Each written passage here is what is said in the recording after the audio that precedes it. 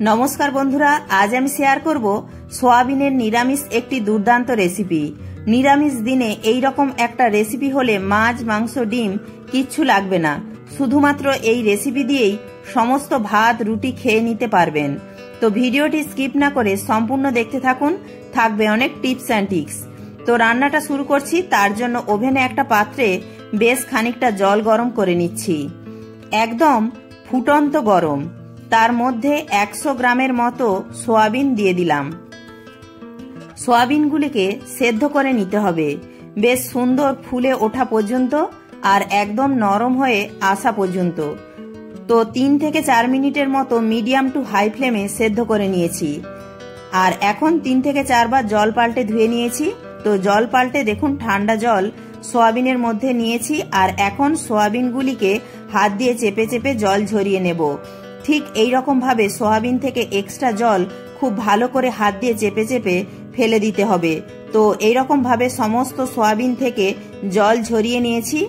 এবার নিয়েছি মিডিয়াম সাইজের 3টে আলু সেদ্ধ। আলুগুলোকে সেদ্ধ করে আমি খোসা ছাড়িয়ে নিয়েছি। এবার আলুগুলিকে হাত দিয়ে একটু ভেঙে নেব, একদম কিন্তু ম্যাশ করব না, একটু গোটা গোটা রেখে আলুগুলোকে এইভাবে ভেঙে নিচ্ছি। এবার এই আলুর পাত্রটিকে একটা সাইডে সরিয়ে রেখে দিচ্ছি। এবার কড়াইয়ে দিচ্ছি 1 চামচ 5 ফোড়ন। তো শুকনো কড়াটাকে প্রথমে গরম করে নিয়ে তারপর 5 ফোড়নটাকে নেড়েচেড়ে ভেজে নিচ্ছি। তো 5 ফোড়ন থেকে সুন্দর একটা ভাজা গন্ধ বেরোনা পর্যন্ত হালকা করে ভেজে নিচ্ছি। মোটামুটি মিনিট খানেক মতো হালকা নেড়েচেড়ে ড্রাই রোস্ট করে নিয়েছি। এবার 5 ফোড়নগুলিকে একটা বাটির মধ্যে নামিয়ে রাখলাম। এবার ওই কড়াই দিচ্ছি সরষের তেল। মোটামুটি সোয়াবিনগুলি ভেজে নিতে যতটা পরিমাণ তেল লাগবে ততটা পরিমাণে তেল এখানে নিয়ে নেবেন। চাইলে আপনারা এখানে সাদা তেলেরও ব্যবহার করতে পারেন। আমি সরষের তেলেই রান্নাটা করছি।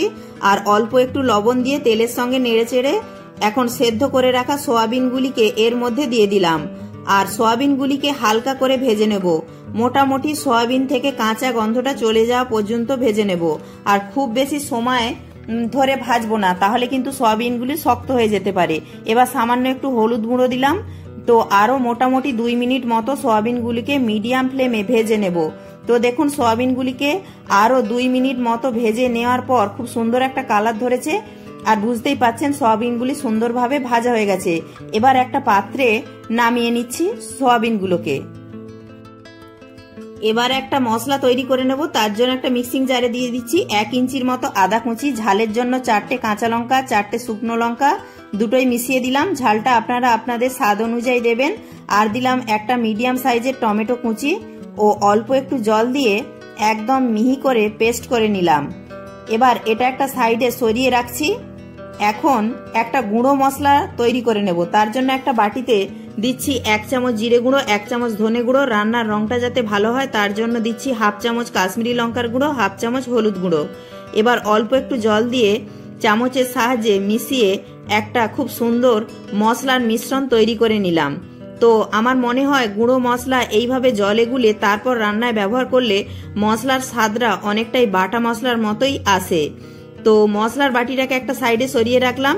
আর যেই কড়াটাতে সোয়াবিন ভেজেছিলাম সেই কড়াটাতে আবারও দিয়ে দিলাম রান্নার পরিমাণ মতো সরষের তেল।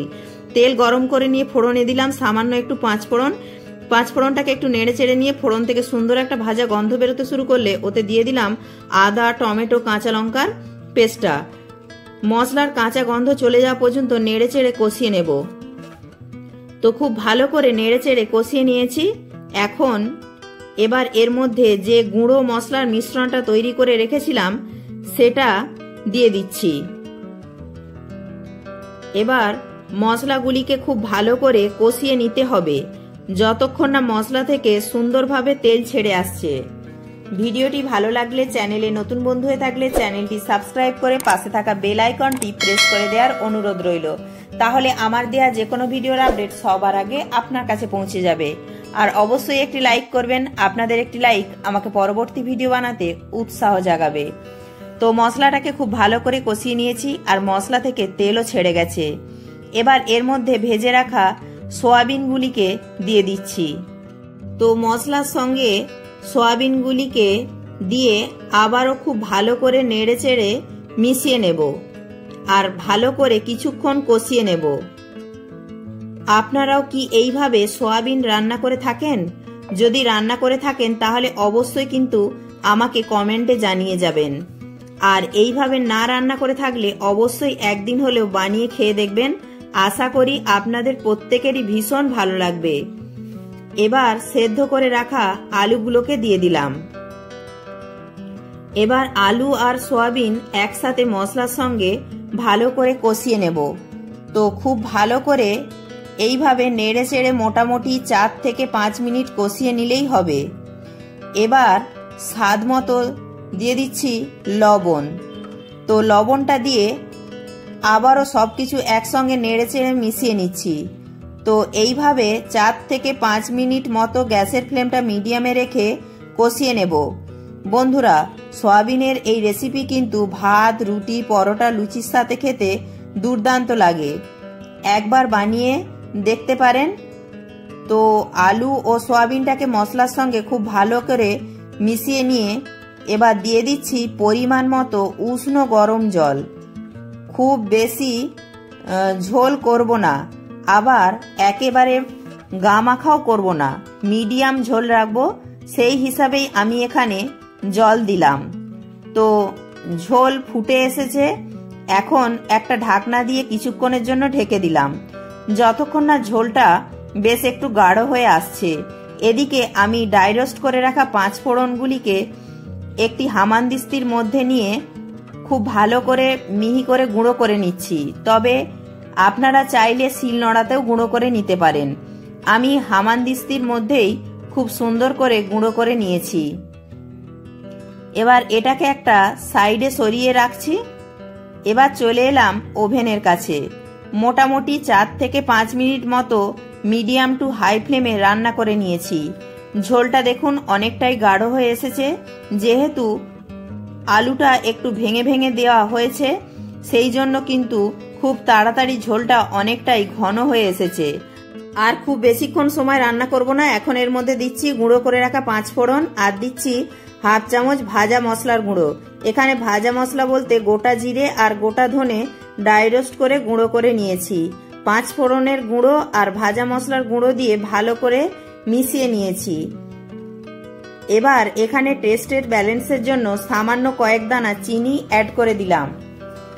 নিরামিষ সয়াবিনের রেসিপির মধ্যে সামান্য একটু কয়েক দানার মতো চিনি দিলে স্বাদটা ভীষণই ভালো আসে। আর এইটুকু পরিমাণ চিনি দিলে রেসিপিটা একদম মিষ্টি হবে না। তবে যারা পছন্দ করেন না তারা কিন্তু বাদ দিতেই পারেন। তো সমস্ত কিছু ভালো করে মিশিয়ে নিয়ে গ্যাস অফ করে এখন একটা পাত্রের মধ্যে নামিয়ে নিচ্ছি। ভাত, রুটি, পরোটা, লুচি সবকিছুর সঙ্গেই দারুণ লাগে এই নিরামিষ সয়াবিনের তরকারি। ভিডিওটি ভালো লাগলে লাইক, শেয়ার, কমেন্ট ও সাবস্ক্রাইব করে পাশে থাকার অনুরোধ রইল। প্রত্যেকে ভালো থাকবেন, সুস্থ থাকবেন।